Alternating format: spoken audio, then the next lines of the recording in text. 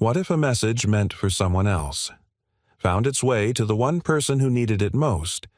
And what if that accidental moment became the first step toward healing everything they'd both been running from?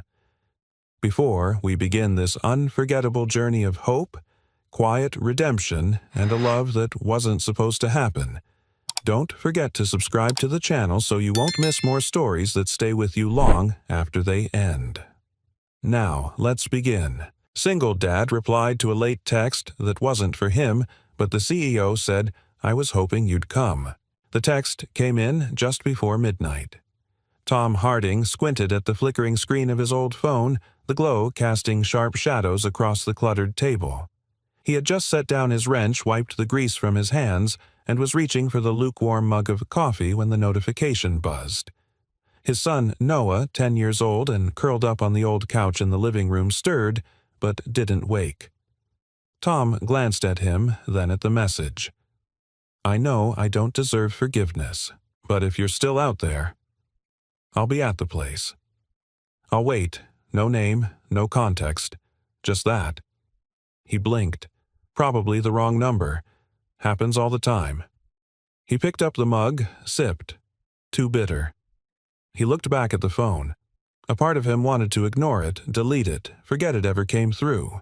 It wasn't his business. He had enough to deal with rent due in 3 days, a broken water heater in the Johnson's place he'd promised to fix tomorrow, and Noah's worsening fear of crowds that made school a daily battlefield. But something about that message itched under his skin. The phrasing, the silence behind it, a plea wrapped in quiet desperation. And then, without warning, the memory struck. Another message. Another night. 3 years ago. Tom, stuck in traffic, phone buzzing in the passenger seat. He hadn't checked it right away. By the time he did, his wife Lily had already swerved off the icy road, trying to drive herself to the ER. She hadn't made it. His throat tightened. He looked at Noah again. The boy's small frame rising and falling, his fingers loosely gripping the sleeve of the blanket. Since the accident, Noah hadn't been the same. He rarely spoke outside their home. Loud sounds made him flinch. And Tom. He hadn't let himself feel much at all. There was work, there was parenting, there was surviving. That was it. Until now. His finger hovered over the phone screen. Then, almost without thinking, he typed, "I think you sent this to the wrong person. But if you need someone to talk to, I'm listening." He hesitated before pressing send. Was it stupid, risky? Maybe. But something told him this wasn't just a drunk message. It didn't feel like a prank. It felt like someone on the edge. The phone buzzed again a minute later. "If you're coming, I'll be at Old Pines Cafe. Until midnight." He stared at the words. Old Pines. That dusty cafe on the edge of town, the one that never closed, that smelled like burnt toast and stale cinnamon, run by the same old woman who played jazz vinyls and offered free coffee refills without asking. That place. Tom stood up slowly, setting the mug down. He grabbed his coat from the hook, moved to the couch, and knelt by Noah. "Hey, buddy," he whispered. "I need to step out for a bit. Just a quick job. Mrs. Gilmore next door is home. If anything happens, knock on her door, okay?" Noah stirred, blinked. "Where?" "Just fixing something for someone," Tom said softly. "I'll be back soon." The boy nodded, barely awake. Tom pulled on his boots, glanced at the phone one last time, and stepped into the cold. It took 10 minutes to drive through the sleeping town. Snow flurried gently across the windshield, dissolving on contact. The streets were quiet, the lights in most windows dark. Tom parked across from Old Pines and cut the engine. The cafe's sign buzzed weakly in the cold. One of the letters N was still out. Through the large front window, Tom could see the warm glow of low-hanging lights. Inside, a woman sat alone at a corner table, her coat still on hands wrapped around a coffee cup. Her posture wasn't slouched or defeated, it was controlled. Tense, like a branch bent too far but not yet broken. Tom entered. The chime above the door rang out. The warmth hit him like a breath. Behind the counter, June the cafe owner looked up from her crossword puzzle and gave a brief nod of recognition. She knew Tom. Everyone did. But tonight she said nothing. She just tilted her head toward the corner where the woman sat. Tom approached slowly. The woman looked up. She was striking.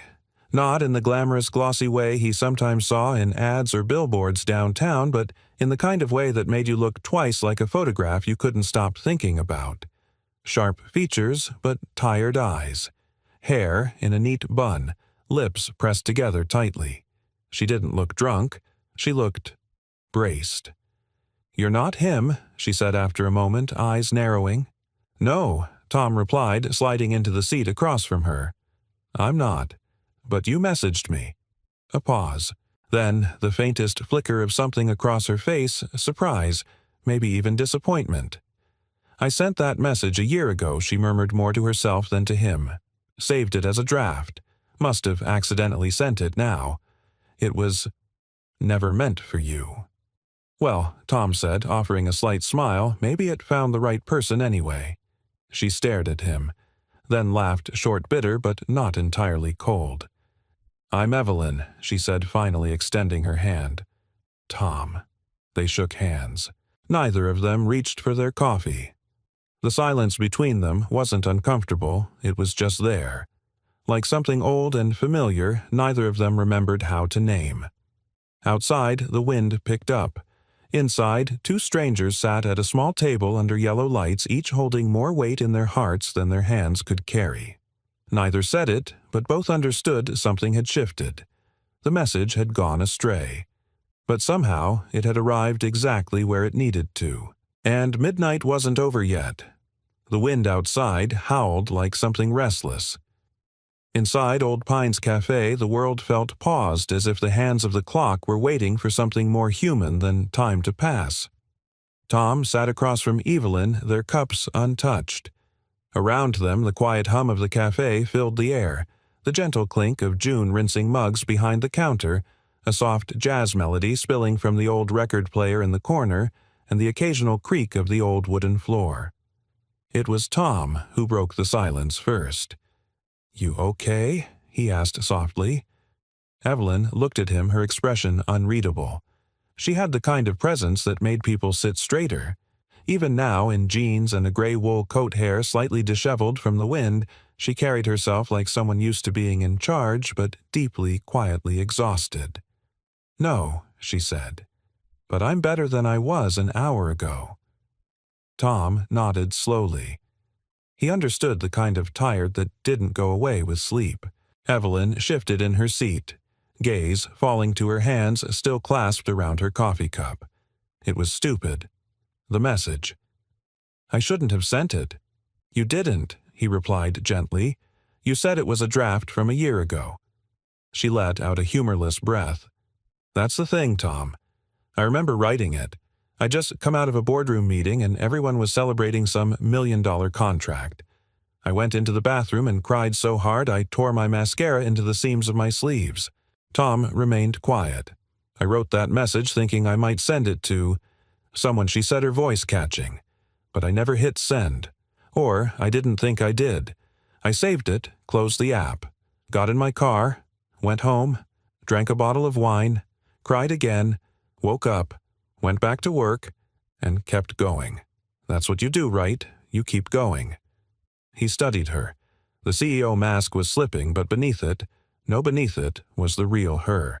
The version that had been standing at a cliff's edge whispering for someone to see her without ever saying a word. "I don't think it was stupid," Tom said finally. "I think it was brave." Evelyn blinked, taken aback. "I mean, who writes a message like that unless they're still holding on to something, a shred of hope? Or even just a question no one's ever bothered to answer?" She swallowed suddenly, blinking faster than before. "I didn't expect anyone to show up," she whispered. Tom offered a wry smile. "I didn't expect to leave my house tonight either. My son's probably dreaming I'm off fighting aliens." Evelyn chuckled genuinely this time. The sound surprised even her. "Is he little 10? Tom said, pride sneaking into his voice. "Name's Noah. Smart kid. loves model cars and refuses to eat anything green. Sounds like he's got good taste." They both laughed softly as if afraid the moment might break. Evelyn sat back in her chair. Her fingers loosened from the coffee cup, finally letting it go. "So what do you do, Tom? Besides answering strange texts and rescuing strangers from their regrets?" "Handyman," he said simply. "Repairs installations. Used to be a mechanical engineer." Life shifted. She raised an eyebrow. "That's a long way to fall." Tom didn't flinch. No, just a different ladder. Evelyn studied him for a moment, her expression unreadable again. June approached with a quiet grace and set down 2 fresh mugs of cocoa. She didn't ask, didn't interrupt, just smiled kindly and walked away. "I don't know why I stayed here tonight," Evelyn said after a long pause. "I told myself I'd leave at midnight, that I'd get up, walk out, and never look back, like I always do. But you didn't." She stared into the swirl of her drink as if it might reveal something. "No, I didn't, because something in me wanted someone, anyone, just to show up." Tom sat still, letting the moment stretch. "And you did," she said quietly. "And you're not even the right person." Tom looked at her gently. "Maybe not, but I'm here." That silenced her. For a moment she didn't speak. Then she whispered almost to herself, "It's been a long time since I believed someone would show up." He wanted to ask what happened. Who hurt her? What kind of scars she carried beneath the calm exterior? But he knew better. Some stories don't come out when asked. They come out when they're ready. Like old wounds, they wait for the right touch to reopen, only this time to heal. Outside, the snow had begun to fall more steadily, softening the world with its hush. "I should probably let you go," Evelyn said, standing. "You have a child to get back to. A life. And I've already taken more of your night than I should have." Tom stood as well, pulling on his jacket. "I didn't come here by accident, Evelyn. And I don't think you stayed here by accident either." She paused at the door, her hand on the handle. Then slowly she turned. There was vulnerability in her eyes now. Real, raw, and unguarded. "I own a place a few miles outside town," she said hesitantly. "Old house, falling apart. I've been meaning to get it fixed for a while now. Can't bring myself to step inside it, though." Tom looked at her, then nodded once. "Give me the address. I'll take a look." The door swung open, letting in the cold. But as they stepped into the snow together, 2 strangers whose lives had barely brushed, there was a quiet warmth between them. The kind that doesn't shout. The kind that waits patiently to be trusted again. And that night, as the cafe's sign buzzed behind them and the snowfall whispered softly on their shoulders, Evelyn Drake realized something she hadn't let herself believe in a long time. Someone had shown up. And maybe, just maybe, that was where it began. It was 2 days before Tom drove out to the old house Evelyn had mentioned. The address she'd scribbled on the back of a napkin led him past the edge of town where the streetlights faded and the fields opened wide into winter, still silence. The house stood near the bend of an old road hidden behind a grove of leafless trees, its porch sagging, its windows clouded with time. Tom parked his truck by the crumbling fence, took a breath, and stepped out. The cold air bit through his jacket. He looked up at the house, one hand on the strap of his tool bag, the other adjusting the cap on his head. A house like this had stories. He could feel them pressing against the walls like forgotten breaths. He knocked on the front door once, then again. No answer. He tried the handle. It turned with a reluctant groan. Inside, the air was stale, laced with dust and memory. The floor creaked beneath his boots. He paused in the entryway, letting his eyes adjust to the dimness. The furniture was covered in white sheets like ghosts trying to sleep. The hearth was cold. The smell of cedar and age lingered in the wood-paneled walls. And then her voice. "I didn't think you'd actually come." He turned. Evelyn stood at the top of the stairs, dressed not in business attire but in a thick sweater and jeans, her hair loose, feet bare on the creaking wood. She looked smaller here somehow. Or maybe just realer. "I said I would," Tom said. She descended the stairs slowly, hand trailing the railing. "I thought you might reconsider. People usually do when they see this place." Tom looked around. "It has good bones." Evelyn huffed a laugh. "That's a polite way of saying it's falling apart. I've worked with worse." He smiled. "Way worse." They walked through the rooms together, her quietly observing him, taking notes, inspecting pipes, testing light switches that didn't respond. He asked questions about the wiring, the foundation, the plumbing. She answered most with shrugs or murmurs. In the kitchen, they stopped. A rusted teapot sat abandoned on the stove. A child's crayon drawing was still taped to the side of the fridge, its colors faded. A crooked heart in the corner bore a shaky signature. E.D. Tom looked at it. "Yours," she nodded. "I must have been 5. My mother left it up there until the day she left." He said nothing. "She walked out one summer night. Told me she was going to get milk." Evelyn's voice barely rose above a whisper. She never came back. Tom didn't ask questions. He didn't need to. His silence was the kind that made room for pain, not the kind that turned away from it. Evelyn continued. "The house was taken over by the state after that. I bounced through foster homes, then college, then corporate life. I bought the house back 5 years ago. I thought I'd turn it into something useful, but every time I stepped inside it just froze me." Tom glanced at the drawing again. It froze time, too. She turned to him, brows furrowed. "You left this place as a child," he said gently, "but something in you never got to walk out with her. That girl's still standing in this kitchen waiting." Evelyn didn't respond, but she didn't look away either. Tom rolled up his sleeves. "Well, let's start by giving her some heat. Furnace first."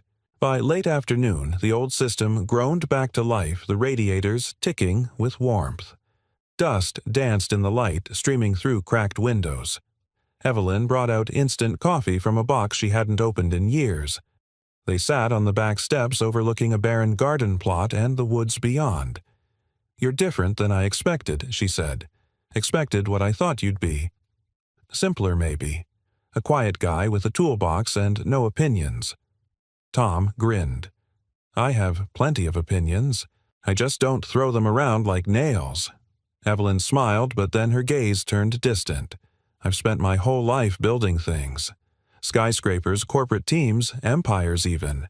But not once have I stayed long enough to repair something personal. I was always running toward the next goalpost. What changed?" She looked at him. A message I didn't send somehow found its way. He looked down at the coffee in his hands. "You're not the only one who's been stuck in place." She turned to him, listening. "My wife died 3 years ago," he said quietly. "She sent me a text. I didn't see it until it was too late. I was working late, stuck under a water tank at a job site. By the time I got home, the ambulance was already there." Evelyn's breath caught. "Tom, I'm sorry." He nodded. Noah was 5. He was in the car with her. Nothing major, just bruises. But he saw it all. And since then he's never been the same. He talks to me, but he shuts down with anyone else. Won't speak at school. Panics around strangers. You've raised him alone, every day since." Silence fell between them again, but not the heavy kind. It was a space, a breath, a place where grief could sit beside another person's without needing to be explained away. "I don't really know why I asked you to come," Evelyn murmured after a long pause. "I just knew I couldn't face this place alone." Tom didn't hesitate. "Then I'm glad I showed up." She looked at him, truly looked, and something softened in her posture. Not submission, not vulnerability, something closer to release. As the sun began to dip behind the trees, casting long shadows across the frozen ground, Evelyn reached inside her coat and pulled out the old napkin he had returned with. She smoothed it flat on her lap and stared at the message scribbled on it. "I'll wait. I didn't even remember writing this," she said, voice trembling. "But it found its way to you." Tom looked at her steady and sure. Maybe it was meant to. And in that moment, Evelyn Drake, CEO Strategist Survivor, let herself believe something she hadn't in a very long time, that maybe some messages don't get lost. They simply wait until the right person is ready to hear them. Tom didn't bring Noah the first few times he returned to work on the house. He wasn't sure how Evelyn would respond to his son's quiet presence, and more than that, he wasn't sure how Noah would respond to the house.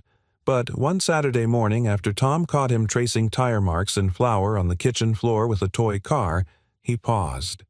Something about the way the boy looked up hopeful curious made Tom think maybe it was time. "Want to come with me today?" Tom asked. Noah blinked. "To the house?" "Yeah, that old place I told you about." The boy clutched the car tighter. "Will it be loud?" Tom smiled. "Just the creaky kind of loud. I'll be there. You can stay in the living room or explore if you want. No pressure." Noah thought about it, then nodded, slow but firm.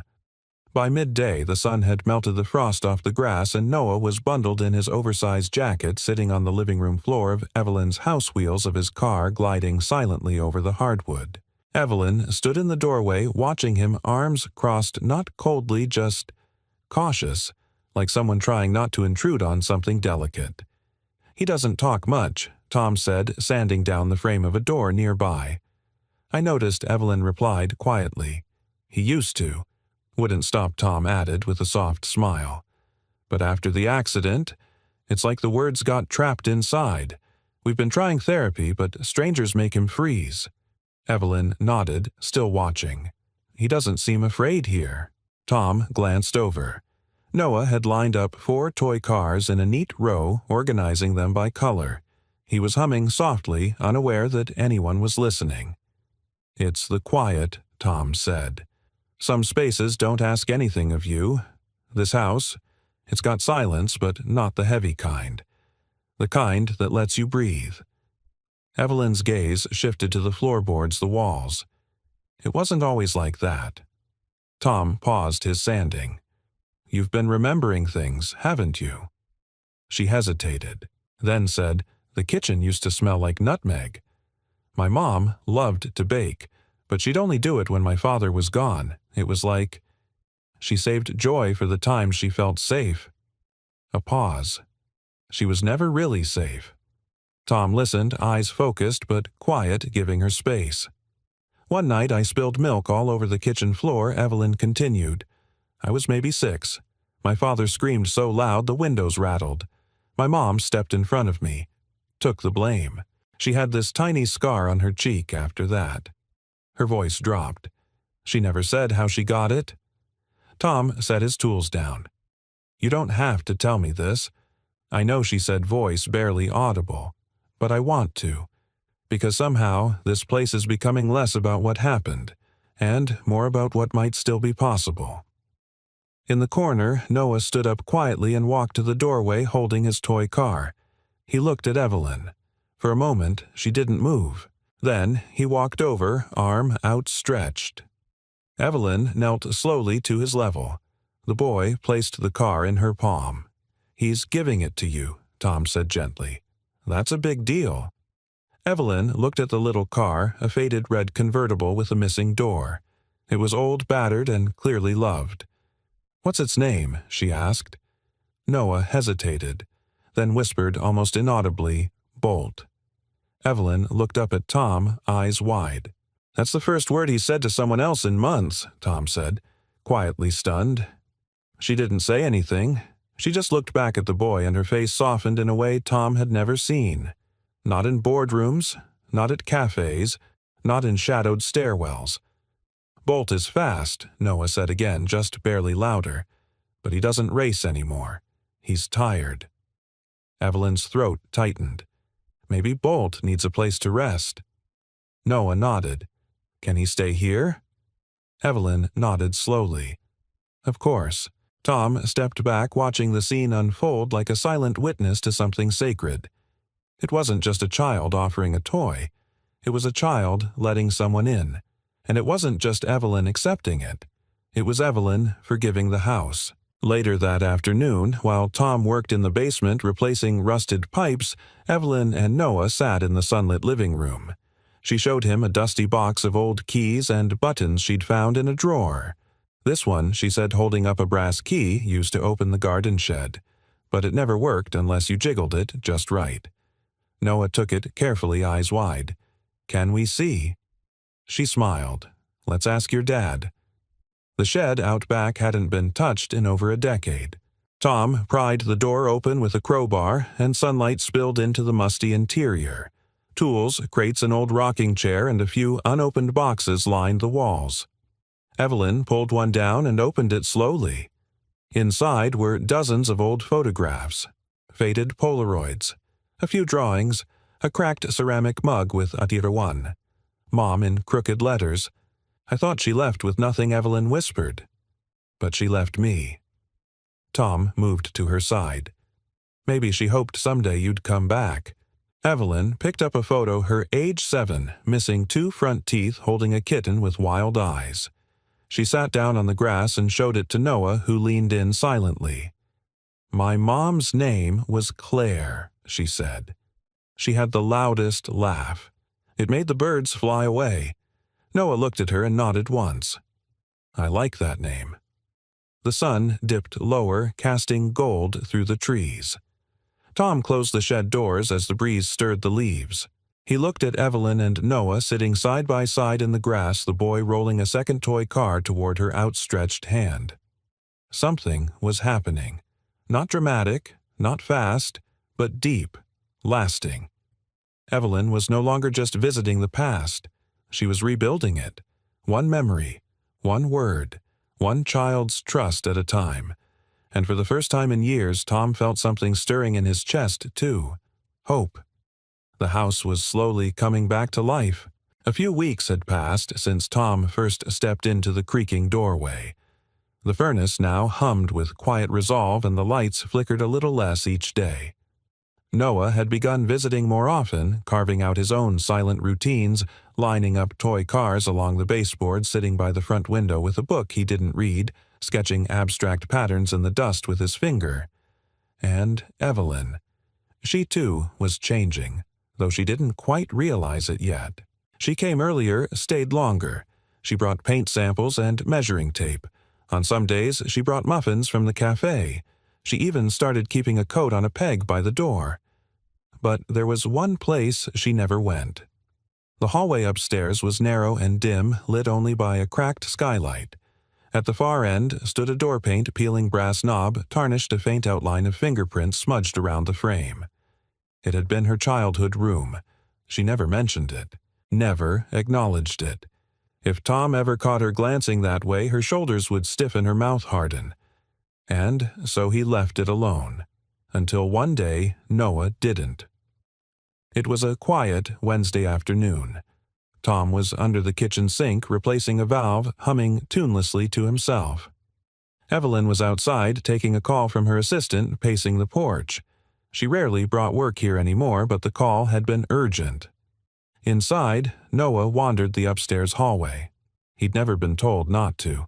And children, especially those who don't often speak, move like water slipping through cracks adults don't expect. He stood before the closed-door toy car in one hand. He tilted his head, listening. The house didn't breathe exactly, but this room felt like it was waiting. He turned the knob. It resisted, then gave. The hinges squeaked in protest as the door opened inward, revealing a world long forgotten by everyone but the walls themselves. The room was small, the air stale. Dust floated in beams of sunlight slicing through the half-closed blinds. A single bed sat pushed against the wall, covered in a faded patchwork quilt. A dollhouse leaned sideways on a crooked shelf. One corner of the room was covered with childlike crayon drawings, stars, heartstick figures with lopsided smiles. Noah stepped inside slowly. His footfall stirred the dust like memory. He crossed to the shelf and ran a finger along the edge of the dollhouse, then glanced at the wall.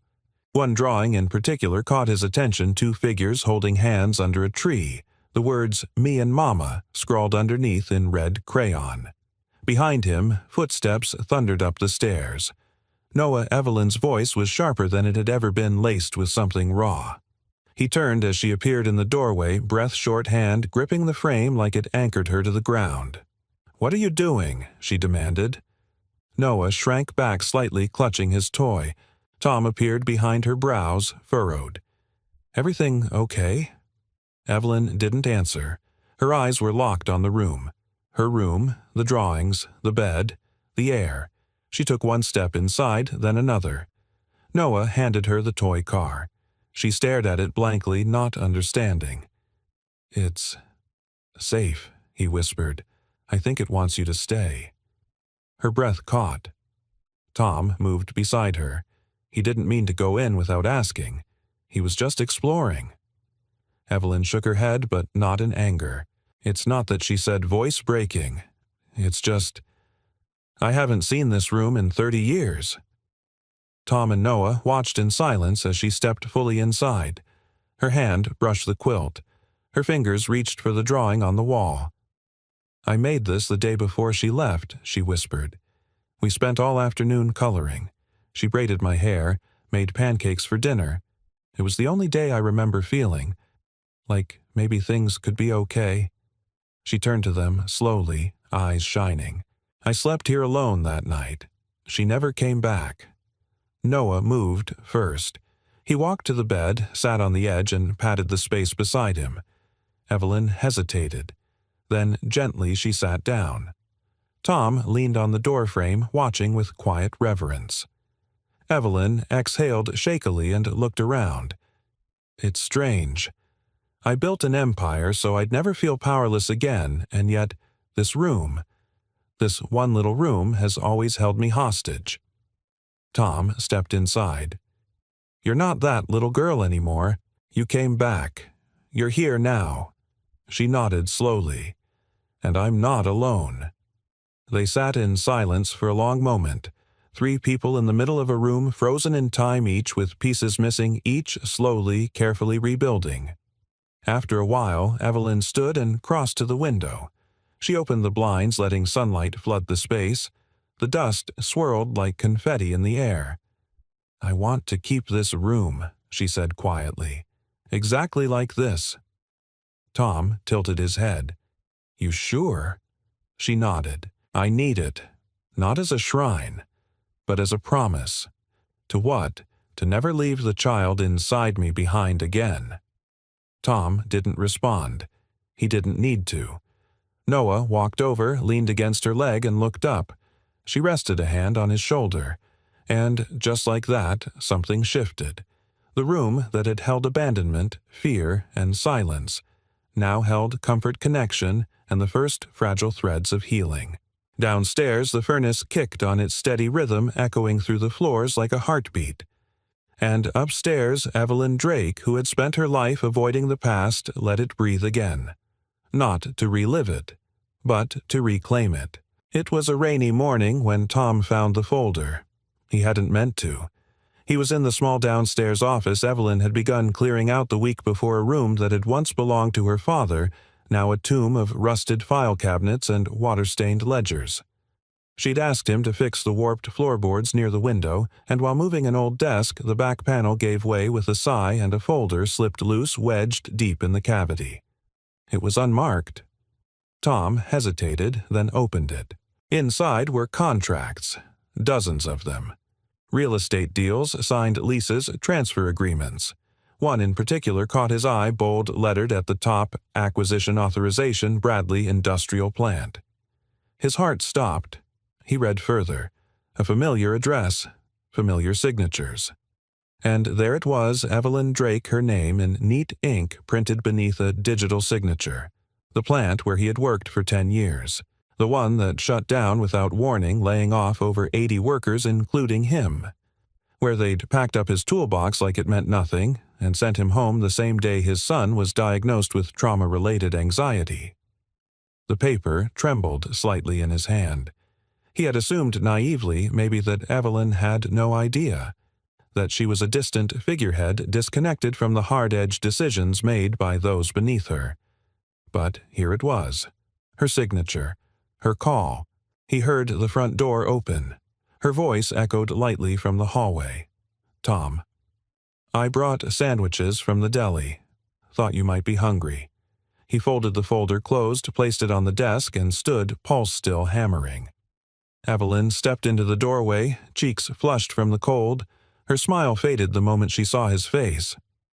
What happened? He didn't speak at first, just handed her the folder. She took it, opened it, froze. I didn't know this was in there, she said slowly. But you signed it, Tom replied, voice low.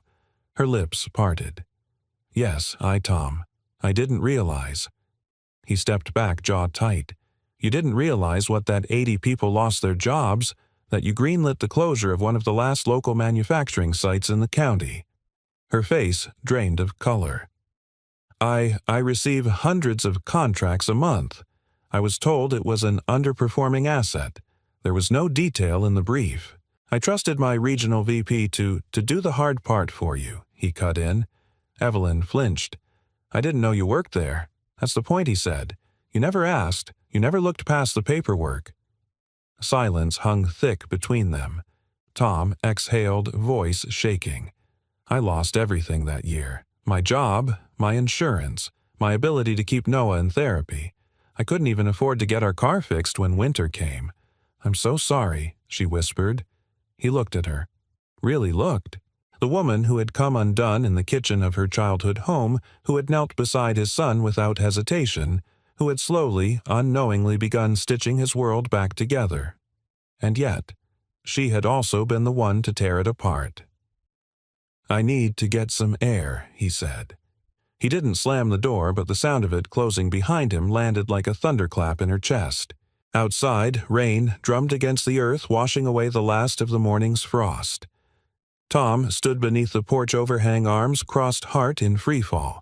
He wanted to be fair, wanted to believe she hadn't known, hadn't meant to, but intent didn't undo impact. It never did.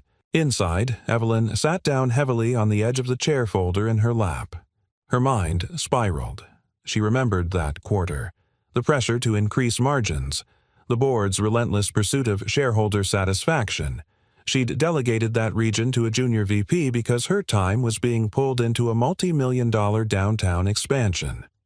No one had told her the plant was family-run. No one had told her it was the only income source for dozens of households, and she hadn't asked. Tears stung her eyes. Not the kind born from guilt alone, but shame. And the slow, painful realization that for all the walls she'd broken in her personal life, the walls she'd built professionally might have hurt more people than she could count. She found Noah's sketchpad on the living room floor. A new drawing, a house with lights in every window, 3 stick figures. One had curly hair like hers. She pressed a hand to her chest. That evening, when Tom returned to pick up his tool bag, Evelyn was waiting on the porch. He didn't look at her. I made a list, she said softly. He paused. A list of every site we closed during that year, every community we left behind. I started calling people, former employees, site managers, even church pastors in those towns. Tom turned slowly. I can't undo what's been done, she said, a voice breaking. But I can own it, and I can do better. Not just for the ones I see, but especially for the ones I didn't. He said nothing, eyes scanning her face. I've also spoken with the board, she added. I'm reallocating my bonuses this year to fund local repair programs and job placement assistance in the towns affected. It's not enough, but it's a start. He studied her. Why tell me all this? Because I need you to know, she said, that you weren't invisible. Not then. Not now. The rain had stopped. The sky cracked open above them in bands of gold and violet, the storm having washed the world into something quiet, raw, and new. Tom walked up the steps, his gaze softening. He didn't take her hand, but he didn't turn away either. And in that stillness, something held frail, yet unbroken. The beginning of trust earned the hard way. She handed him the sketchpad. Noah left it, she said. I thought you should have it. He opened it slowly. The drawing was different now. There was a tree beside the house, a car in the driveway, a sun peeking through the clouds. But most striking of all, each figure now had a name scrawled below it. Noah, Dad, Evelyn. Tom's hand trembled. Sometimes forgiveness doesn't come with a grand gesture. Sometimes it comes in pencil, one careful letter at a time. The following weekend brought sunlight the kind that stretched across windows like forgiveness. The house felt different now, warmer, lived in. Evelyn had started showing up before Tom did, sometimes already unpacking boxes or scrubbing window panes with sleeves rolled up hair tucked into a bandana. Tom had begun to come back without hesitation. They didn't speak about the folder again, not directly, but something in the air between them had shifted thicker with honesty, thinner with fear. What neither of them expected was for Noah to speak again. It happened on a Saturday early afternoon. Evelyn had taken out a few old picture frames she'd found in the attic. Most were cracked or yellowed with age, but one held a photo she couldn't let go of her mother seated on the porch steps, arms around a little girl with wild brown curls and scraped knees. She'd left the photo on the coffee table while cleaning up. When she returned from the kitchen with lemonade, she found Noah standing by it, unmoving. He stared at it for a long time. Then he turned to Evelyn. "Was that your mom?" The words were soft, careful, but unmistakable. Evelyn nearly dropped the glass. "Yes," she said, her voice catching. "That's her. Her name was Claire." Noah nodded thoughtfully, then pointed at the little girl. "You look like her." Evelyn sat down slowly. "That's what people used to say." She smiled. "Big," Noah said, almost to himself. Like she didn't want you to be scared. Tom, who had just stepped in from the hallway with his toolbox, froze. He watched his son wide-eyed. Evelyn looked up at him, neither of them daring to speak, afraid the moment might shatter. Noah touched the edge of the photo frame. "My mom used to sing to me, in the car. After the crash." I forgot her voice. The words were plain, but they tore through the room like glass. Tom swallowed hard. Evelyn reached out and gently placed her hand over Noah's. "You didn't forget. It's just sleeping inside you. Sometimes love hides in quiet places until we're ready to remember." Noah looked at her, really looked, then leaned in and whispered, "Do you think she's proud of me?" Tears welled in Evelyn's eyes. "I think she's proud of you every time you wake up and try again." Tom had never seen his son lean against someone like that, someone who wasn't him. But there he was, pressed into Evelyn's side as if he'd been doing it forever. And Evelyn. She didn't flinch. She didn't pull away. She wrapped her arm around him and held him like a promise. That night they had dinner together in the dining room, the three of them around a table that hadn't hosted a meal in decades.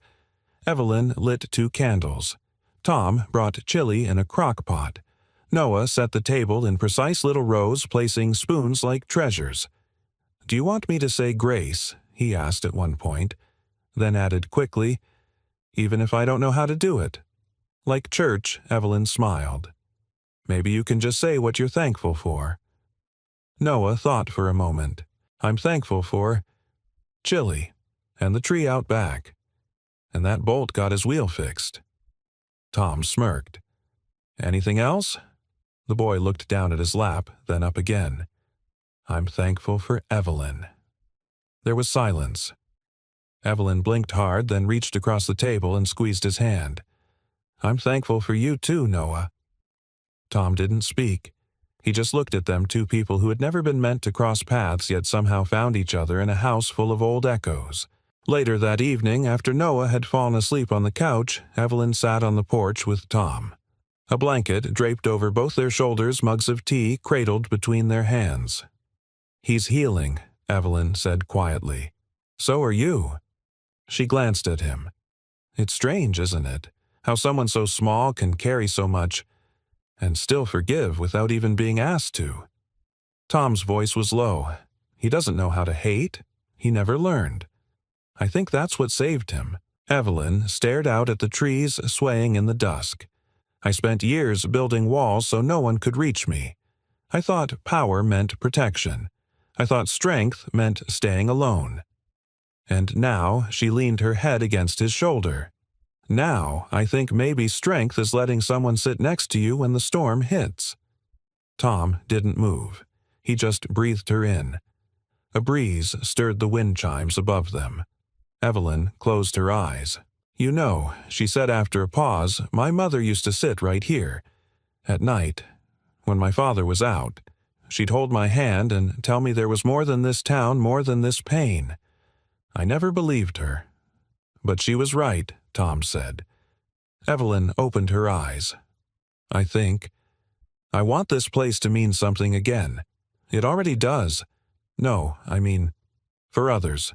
For people like us. People who've lost things they don't talk about. People who are trying to find their voice again. Maybe it could be a place where they come to rest. To feel safe." Tom looked at her, the idea taking shape between them like something half-remembered and fully alive. A home for second chances. She smiled. Exactly. Inside, Noah stirred on the couch. He opened his eyes slowly and glanced toward the door. He could see them through the glass, his dad laughing softly and Evelyn, her head resting gently against him. He closed his eyes again, safe in the rhythm of their voices, the hush of wind in the trees, and the warmth of knowing that for the first time in his young life, he wasn't waiting for someone to leave. He was learning what it felt like when people stayed. The sky had turned a muted gray, heavy with late autumn weight as Evelyn drove alone into the city. It had been months since she stepped foot in her penthouse apartment overlooking downtown. The silence there no longer felt like peace. It felt like distance. She walked into the space, slowly keys jangling in the hollow entryway. Glass walls, gleaming counters, designer furnishings, everything polished and precise. Everything she'd once believed proved she'd made it. Now it all just felt cold. She stood in front of the sleek black console table in her foyer where a single white envelope waited. Her name, written in handwriting she hadn't seen in years. Daniel. The man who had once promised her forever. The man she had sent that message to, the message that had found its way to Tom instead. She sat down on the arm of the couch, heart pounding as she opened it. Inside was a single sheet of paper folded crisply in thirds. "Evelyn, I saw your number pop up a few nights ago. I recognized it immediately. You don't forget someone like you. I didn't answer because I didn't know what I could say. I never did things right by you. Not when I left, not when I stayed silent. I was young, and you were more than I knew how to handle. But I saw the news recently about the job restitution initiative your company launched. That sounded like you. The real you, not the boardroom version. I hope whoever that message was meant for got to you in time."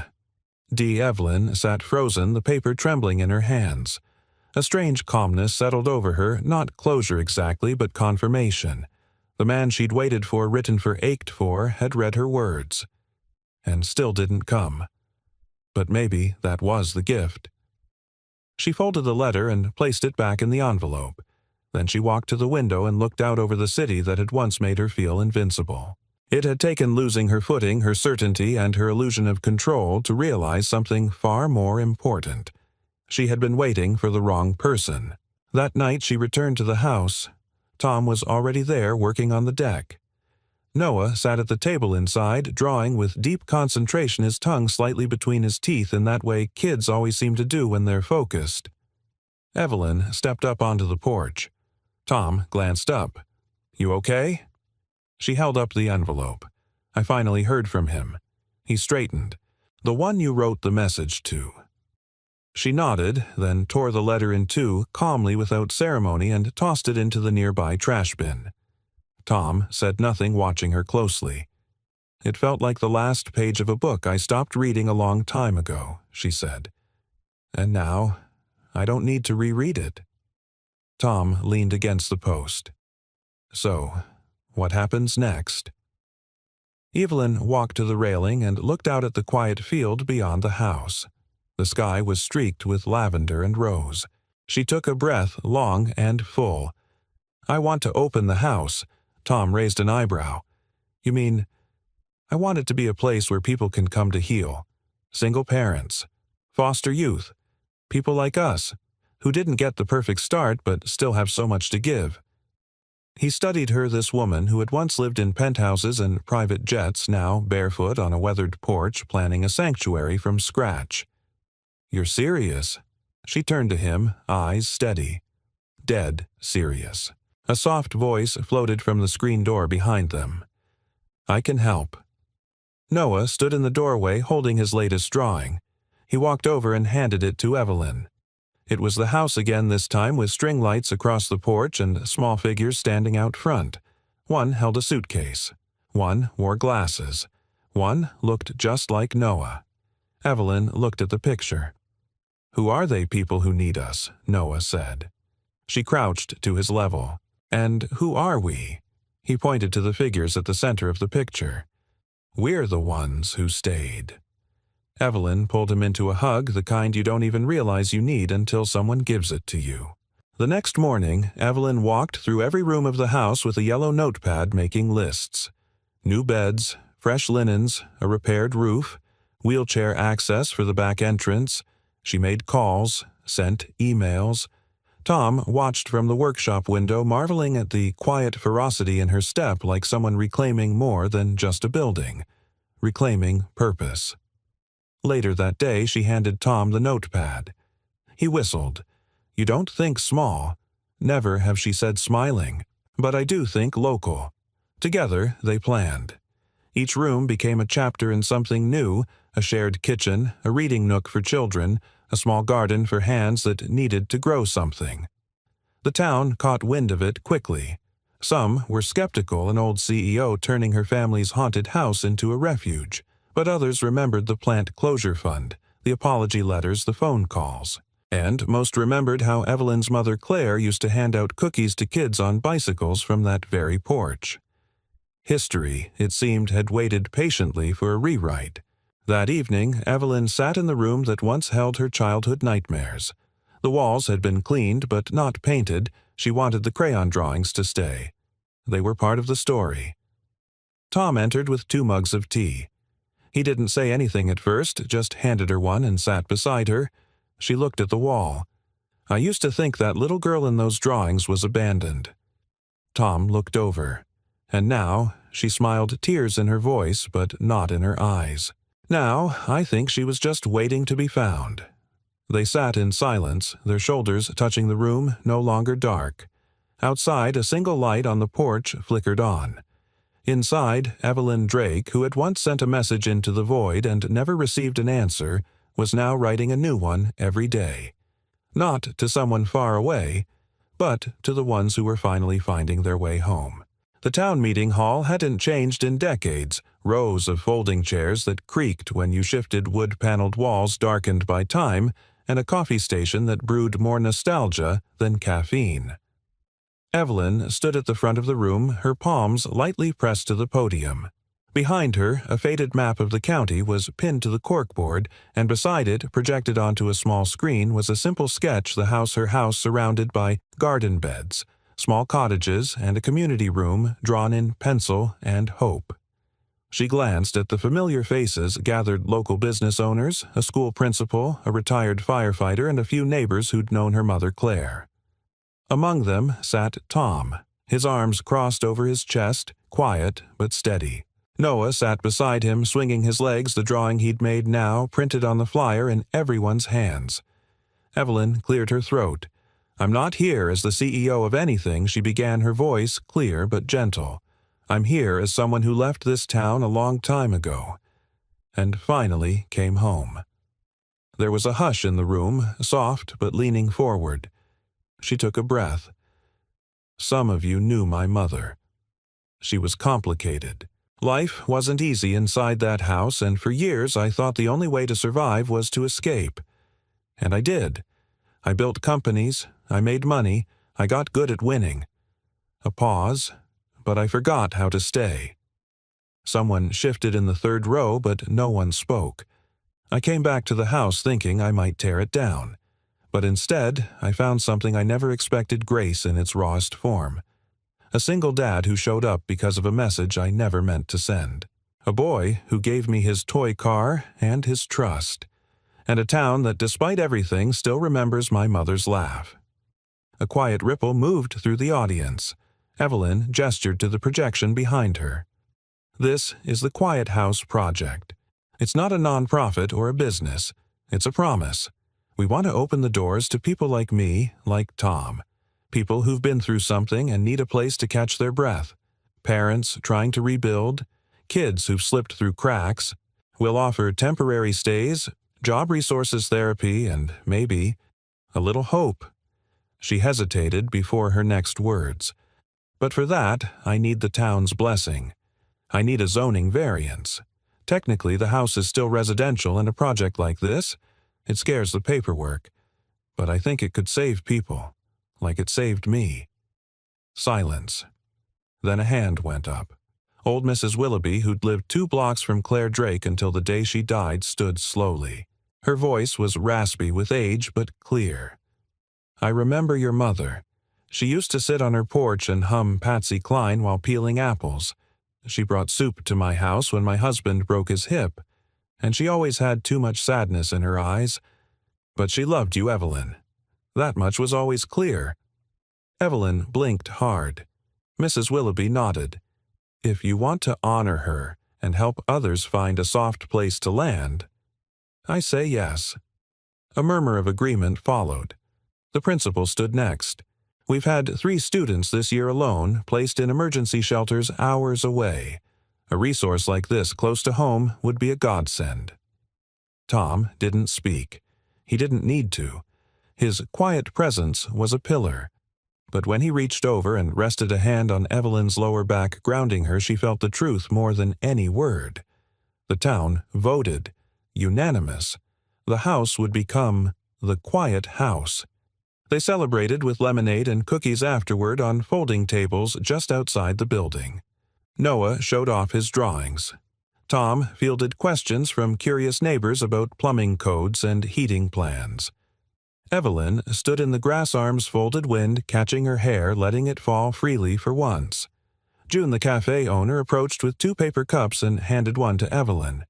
Didn't think I'd see the day you were back for good, June said with a sideways smile. Evelyn chuckled. Neither did I. June took a sip of her drink. But I always knew you'd do something bigger than yourself. Claire used to say you had stars in your spine. Evelyn smiled, then let her gaze drift across the parking lot to the field behind it, open space waiting for something kind to be built. She also used to say I'd either run the world or run away from it. Well, June said, looks like you're doing both in reverse. They laughed, and it wasn't bitter. It wasn't wounded. It was light. Real. That night, back at the house, Evelyn wandered out to the shed where the old photographs and memories still lived. She flipped through a worn photo album she hadn't dared touch before. There was her mother again and again, always half smiling, always holding something, a pie, a child, a secret.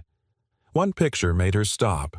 Her mother standing in front of the house, one hand resting on her belly, pregnant with Evelyn. The house still knew before the walls bore scars. Before the silence. On the back, scribbled in blue ink, "This house will know love if it's the last thing I do."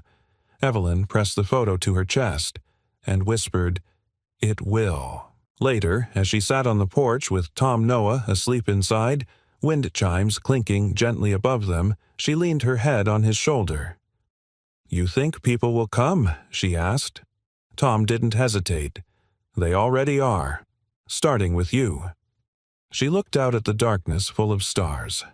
For the first time, she wasn't afraid of the night, because this house once meant to be sold, torn down, and forgotten was now something else entirely. It was becoming. And so was she. The first snow of the season arrived softly like a whisper across the rooftops. Tom watched it fall from the window of the nearly finished community kitchen. Inside the house, the scent of fresh paint and sawdust mingled with the earthy aroma of hot cider Evelyn had brought earlier that morning. The house was coming alive, not just structurally, but in spirit. It breathed now, laughed even. Its corners no longer echoed emptiness, but hummed with quiet preparation for what was to come. Noah ran through the hallways in mismatched socks, chasing a paper airplane. Evelyn followed a moment later carrying 2 mugs' cheeks pink from the cold and joy. But Tom had been quiet since the night before. Something about the season's change stirred memories. The anniversary of Lily's death always came around this time, and even though 3 years had passed, grief had its own seasons. It didn't ask permission. He felt Evelyn's presence before she said a word. "Your eyes go somewhere else when it snows," she said, handing him a mug. Tom took it slowly. She loved the snow, said it made the world look honest again. Evelyn didn't reply, just leaned against the windowsill beside him. He continued. "The night she died. It was the first snow of that year. She messaged me from the car, said she didn't feel well. I was under a water heater at a job site, phone on silent.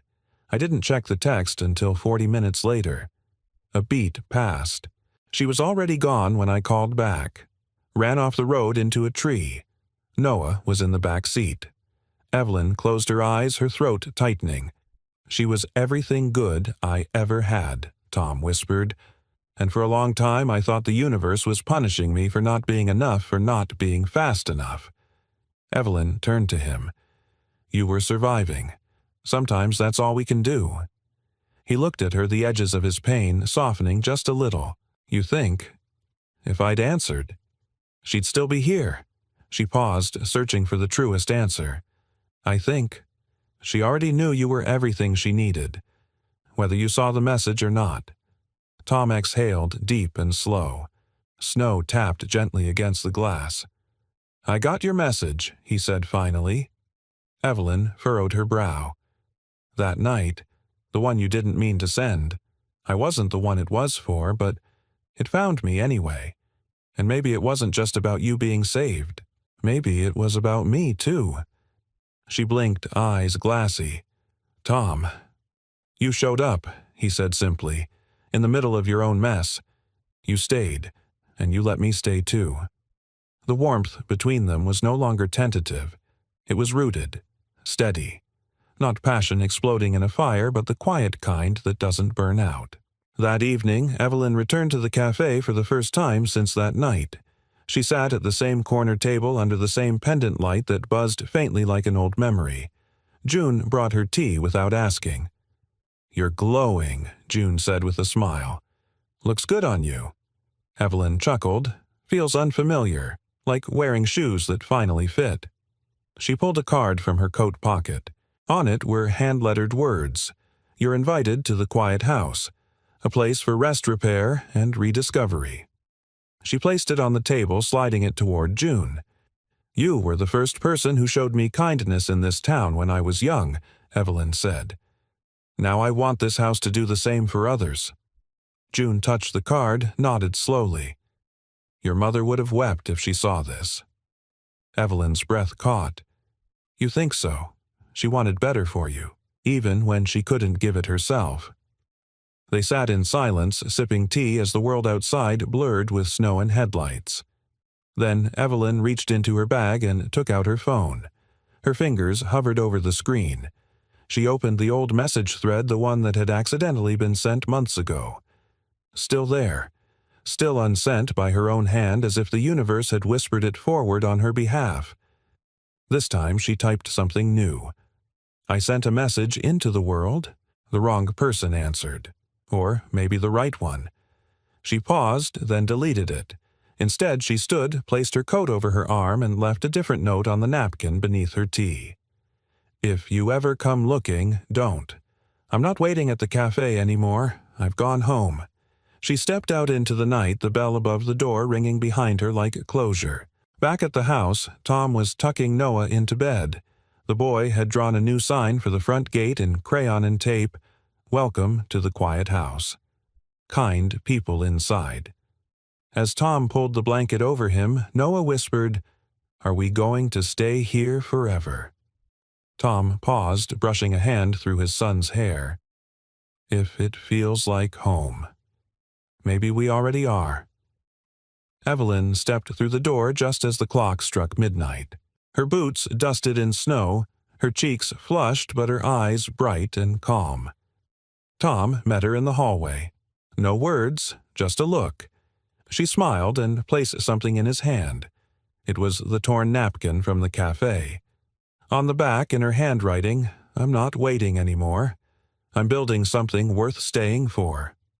He read it, folded it carefully, then pulled her into his arms, their bodies warm against the chill that crept through the windows.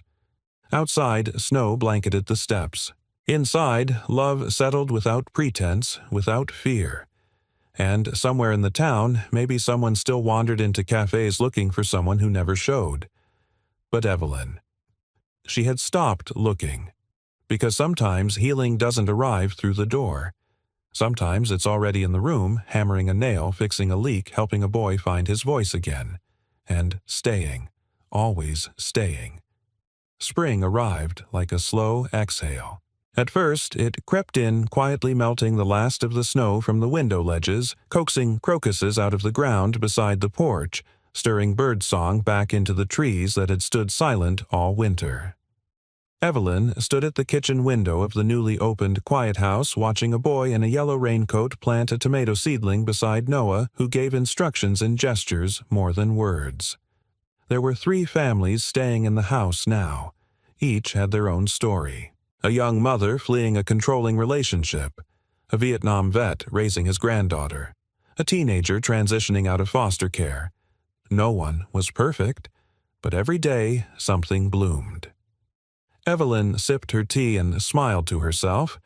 She hadn't worn heels in 4 months. Her old wardrobe, the crisp suits, the precise lines hung untouched in the attic. She didn't need them anymore. Out here among paint cans and repaired fences, she had found something better than control. She had found connection. The front door opened behind her and Tom stepped in, dusting dirt from his jeans. Garden beds are in. Noah's teaching Kevin how to draw race cars now. "He's getting really good with the other kids," Evelyn said, setting her mug down. Tom came closer, wrapping his arms around her from behind his chin, resting on her shoulder. "That's because this place gave him something he didn't have before." "What's that?" Tom smiled against her skin. "A reason to feel safe." They stood there a while, letting the moment settle warm and steady. The official open house was scheduled for that weekend. Neighbors came by with pies and casseroles. Volunteers showed up with toolkits and folding tables. Local officials sent flowers, and the town paper ran a front-page story titled, "A House with a Second Heart." There were no ribbon cuttings, no red carpets, just a welcome sign hand-painted by Noah and Kevin that read, "Come as you are." In the living room, Evelyn stood before a fireplace she and Tom had restored themselves, stone by stone, brick by brick. Her voice trembled only once when she spoke. "My mother once told me this house would know love, even if it was the last thing she did. I didn't understand her then, but I do now. This place isn't perfect. Neither are the people in it. But we've stopped waiting for someone to save us. We're doing it together." Applause filled the room, but Evelyn's eyes found just one face, Noah, standing near the stairs holding the first message she ever wrote. The one that had gone to the wrong person. Or maybe the right one all along. That evening, when the house quieted and the guests trickled out, Evelyn walked alone to the back field. A single bench sat beneath a blooming cherry tree Tom had planted for her birthday. She sat, letting the fading sun rest on her skin. In her hand, she held the napkin. "I know I don't deserve forgiveness, but if you're still out there, I'll be at the place. I'll wait." It felt like another life. She thought of who she had been when she wrote it, how her heart had been all edges, how her silence had screamed louder than words, how she'd waited for someone to return who never would because he wasn't meant to. Instead, someone else had come. Not to fix her, but to remind her she wasn't broken. "Do you regret sending it?" Tom asked, appearing beside her with 2 mugs of cocoa. Evelyn looked up. "I didn't send it." He sat beside her. "You did. Maybe not with your hands, but your heart did. And I answered it." She smiled, taking the cocoa. They sat in silence, watching Noah race across the grass with 2 other children laughing so loudly the birds took flight. "You ever think we'd end up here?" she asked. Tom shook his head. No, but I think we were always meant to. She turned to him. You saved me, Tom. He looked at her calm and full. We saved each other. The breeze carried the scent of earth and wood smoke. Somewhere in the distance a wind chime rang softly as if echoing the peace in Evelyn's chest. She reached into her coat pocket and pulled out a new napkin, blank and fresh. She wrote, "To the one who stayed. Thank you for answering a message not meant for you. Thank you for becoming the answer I never knew I needed." She handed it to Tom. He read it and folded it into his heart. That night, the porch light glowed warm and gold. Inside, the quiet house breathed steadily, its halls filled with quiet laughter and soft footsteps, its walls holding stories not of pain, but of persistence. Evelyn tucked Noah in beside two other children in the shared room. She kissed his forehead, turned out the light, and paused in the doorway. "Good night, sweetheart," she whispered. From beneath the covers, a sleepy voice murmured, "I'm glad you stayed." She smiled, turning off the light. Downstairs, Tom waited in the kitchen, sketching new plans for a tool shed. Evelyn came behind him, slid her arms around his waist, and rested her cheek against his back. "I'm not afraid anymore," she said. "Neither am I." They turned off the lights together and stepped outside beneath a sky so clear it could carry 100 dreams at once. And in that final moment when the stars blinked their slow, knowing light, Evelyn realized she had never been lost. Her message had simply taken the long way home. A house can't heal you, but it can hold you while you heal yourself. And sometimes the people who answer the wrong message turn out to be the ones worth keeping forever. We'd love to know, where are you watching from? Let us know in the comments below, and if this story touched your heart, please consider subscribing to the channel for more heartfelt journeys like this one. Thank you so much for spending your time with us today. Your presence means more than you know,